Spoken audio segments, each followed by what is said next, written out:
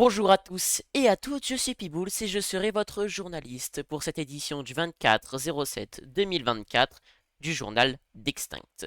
Au programme, des relations extérieures avec une guerre, des relations intérieures, là où nous allons reparler de la traîtrise dont je vous avais parlé précédemment, ainsi que du build et de la réorganisation administrative. Nous allons commencer tout simplement avec le nombre de membres.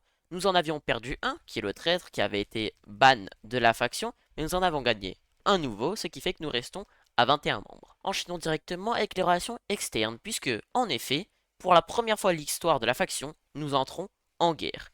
Les deux bâtiments que vous voyez au fond ont été claim la semaine dernière, je vous en ai parlé dans la dernière édition du journal, par la team Glitch, faction de Sereuse, et d'ailleurs le seul membre. Nous sommes entrés en guerre avec celui-ci.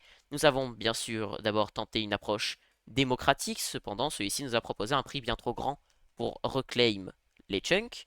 Donc nous avons déclaré une guerre. Les deux bâtiments que vous voyez au fond sont tout simplement quelque chose que nous voulons depuis longtemps.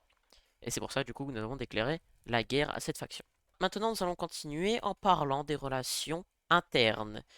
Je vous avais parlé la semaine dernière d'un traître. Je ne peux pas vous divulguer le nom, bien que je peux vous dire cependant que maintenant on connaît ce traître et qu'il a été banni de la faction. L'affaire n'est pas close puisqu'il y a encore des rebondissements et quelques petits détails à éclairer. Je vous en parlerai peut-être plus dans les semaines à venir. Trois nouveaux bâtiments ont été build par Peebles, Leamut, Marvinum ainsi que Noming, un bâtiment de stockage et aussi deux bâtiments résidentiels. Pour finir cette édition du journal, nous allons parler de l'administratif. Nous allons parler de la montée et de la descente de grade de certains, mais aussi du coup de comment va marcher le tribunal. Pour ça, du coup, je vous ai concocté un petit film qui va vous expliquer comment ça va marcher, un petit reportage. Du coup, au niveau des changements de rang, nous avons Tiboulous qui monte au grade lieutenant-colonel. Il est donc maintenant le chef de la milice administrative. Marnivinum passe aussi lieutenant-colonel, du coup, il est le plus haut gradé de la milice interne. Léamut monte caporal-chef, Nitrofury monte caporal, Gomaru 2023 n'est plus dans la faction, et Ovasis Bup descend lieutenant, donc le second de Marvinum. Je vais maintenant vous parler de l'organisation du tribunal. Le tribunal, du coup, il va y avoir plusieurs rôles. Déjà, les juges qui seront élus démocratiquement dans un futur plutôt proche, de préférence. Ces juges vont donc être élus par tous les membres. Il y en aura donc trois.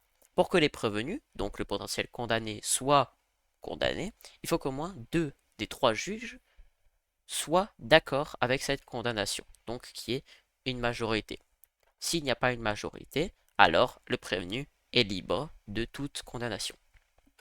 Le procureur général va lui aussi être élu démocratiquement. Le procureur général, ça va être un avocat qui va défendre les intérêts du peuple, donc ici présent, de la faction extincte.